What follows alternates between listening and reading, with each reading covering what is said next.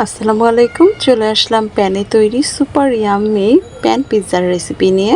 আজকে আপনাদের সাথে ঘরোয়া উপকরণে এমন একটি পিৎজার রেসিপি আমি শেয়ার করব, যে পিৎজাটা খেলে আপনারা বুঝতে পারবেন যে ভালো ভালো ব্র্যান্ডের পিৎজাটাকেও এই পিৎজা হার মানিয়ে দিবে।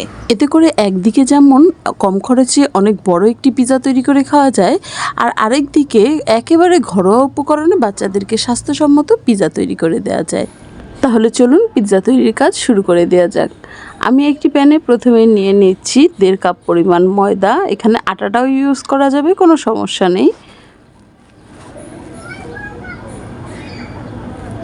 এবার দিয়ে দিচ্ছি 1.5 চা চামচ পরিমাণ ইস্ট। আমি 1 কাপ আটার জন্য 1 চা চামচ ইস্ট ব্যবহার করেছি। আরও দিয়ে দিলাম 1.5 চা চামচ চিনি, আর এই চিনিটাও কিন্তু আমি 1 কাপের জন্য 1 চা চামচ ইউজ করেছি। দিয়ে দিলাম সামান্য একটু খাবার লবণ, আপনারা পরিমাণ মতো দিয়ে নেবেন।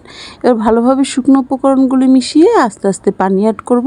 পানি অ্যাড করতে থাকবো আর হাত দিয়ে ছানতে থাকবো। আমাদের যতটুকু পরিমাণ পানি প্রয়োজন হয় আমরা একটা সফট ডো তৈরি করে নিব। এই ডোটা কিন্তু খুব বেশি হার্ড করা যাবে না, তাহলে কিন্তু পিৎজার বান অনেক বেশি হার্ড হয়ে যাবে। আমি সফট একটি ডো তৈরি করে নিলাম। এবার এই ডোটাকে একটি গরম স্থানে ঢেকে রেখে দিব মিনিমাম আধা ঘন্টা থেকে 1 ঘন্টা। আমি উপরে সামান্য একটু তেল দিয়ে দিলাম, এতে করে আটাটা ফেটে যাবে না বা উপর সাইডটা শুকিয়ে যাবে না। ডোটাকে রেস্টে রেখে এদিকে কিছু কাজ সেরে নিব। আমি মুরগির মাংসের ব্রেস্টের পিস নিয়ে নিয়েছি। নিজের পছন্দ অনুযায়ী পরিমাণ মতো মাংস নিয়ে আমি এটাকে কিউব কিউব করে কেটে নিচ্ছি। এবার মাংসটাকে ম্যারিনেট করে রেখে দিব। আমি দিয়ে দিলাম পরিমাণ মতো লবণ, 1/3 চা চামচ দিয়ে দিলাম মরিচের গুঁড়া, চাইলে ঝালটা বাড়িয়ে কমিয়ে দিয়ে নিতে পারেন। আরও দিয়ে দিলাম গরম মশলা গুঁড়া, এটাও আমি 1/3 চা চামচ দিয়ে নিলাম। দিয়ে দিলাম সয়া সস, আরও দিয়ে দিলাম টমেটো সস, এটাও 1/3 চা চামচ। এবার সব উপকরণগুলোকে খুব ভালোভাবে মিক্সড করে রেখে দিব একটা সাইডে। আধা ঘন্টার মতো মাংসটা ম্যারিনেট করে রেখে দেওয়ার পর আমি একটি প্যানে নিয়ে নিলাম সামান্য একটুখানি তেল, আর এই তেলের উপরে আমরা মাংসটাকে কষিয়ে নিব। এখানে খুব বেশি তেল দেওয়ার দরকার নেই, সামান্য পরিমাণে দিয়ে নিব। এবার এই তেলের উপর মাংসটাকে ভাজা ভাজা করে নিব। এই মুহূর্তে কিন্তু চুলার আঁচটা একেবারে লোতে থাকবে। আর আমি 1/4 চা চামচ আদা বাটা এবং 1/4 চা চামচ রসুন বাটা দিয়ে নিলাম। এটা আমার প্রথমে মনে ছিল না। মাংসটা এইরকমভাবে আমরা শুকিয়ে নিব। আমি যেহেতু চুলার আঁচটা ডিম করে রেখেছিলাম, আমাদের মাংসটা কিন্তু খুব ভালোভাবে সেদ্ধ হয়ে গিয়েছে। এদিকে আমাদের ডোটাও কিন্তু খুব ভালোভাবে ফুলে গিয়েছে। এবার ডোটাকে ভালোভাবে ম্যাশ করে নিলাম। আর যে পাত্রে আমি পিৎজাটা তৈরি করব সেই পাত্রে আমি ডোটাকে সেট করে নিচ্ছি। যেহেতু আমাদের ডোটা অনেক বেশি সফট, এটা কিন্তু বেলতে গেলে হাতের বেলনের সাথে চলে আসার সম্ভাবনা থাকবে। আমি ডোটাকে হাতের সাহায্যে একদম পুরো প্যানটার ভেতরে ছড়িয়ে দিলাম চেপে চেপে।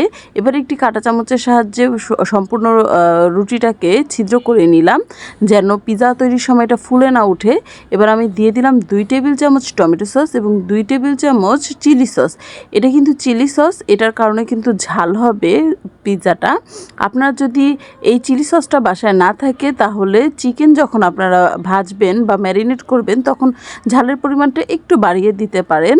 আমি এবার সম্পূর্ণ ব্রেডটার উপরে এই সসটা ছড়িয়ে দিলাম, আর দিয়ে দিলাম যে মাংসটা আমরা কষিয়ে রেখেছিলাম সেই মাংসটা। এমনভাবে ছড়িয়ে দিব যেন পিৎজার প্রতিটা কামড়ে যেন চিকেন পাওয়া যায়।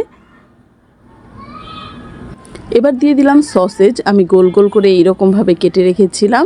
আপনারা চাইলে এখানে ব্ল্যাক অলিভ অথবা পেঁয়াজ অথবা ক্যাপসিকাম যে কোনো ধরনের টা দিতে পারেন, কোনো সমস্যা নেই। আমার হাতের কাছে যেগুলো ছিল আমি সেগুলোই দিয়ে নিলাম। এবার চিজ গ্রেট করে দিব। আমি এখানে মজরেলা চিজটা নিয়েছি, সেই চিজটা আমি গ্রেট করে দিয়ে দিচ্ছি পরিমাণ মতো। আপনারা চিজটাও নিজেদের পছন্দ অনুযায়ী বাড়িয়ে বা কমিয়ে দিয়ে নিতে পারবেন। আমি 10 মিনিট আগে থেকে একটি তাওয়া গরম করে রেখেছিলাম চুলার উপরে। সেই তাওয়াটার উপরেই আমি এই প্যানটাকে বসিয়ে দিলাম এবং ঢাকনা দিয়ে ঢেকে দিলাম। এই সময় চুলার আঁচটা কিন্তু একেবারেই লোতে থাকবে, মিডিয়াম লোতেও নয়, একেবারেই লোতে রাখতে হবে। একেবারেই লোতে রেখে আমি 20 থেকে 25 মিনিট ওয়েট করেছি। এর মধ্যে কিন্তু দেখতেই পাচ্ছেন মোজারেলা চিজটা কিন্তু গলে গিয়েছে। আর আমি ব্রেডটা টাচ করে দেখেছি, ব্রেডটাও কিন্তু সম্পূর্ণভাবে সেদ্ধ হয়ে গিয়েছে। এবার আমি পিৎজাটাকে নামিয়ে নিলাম।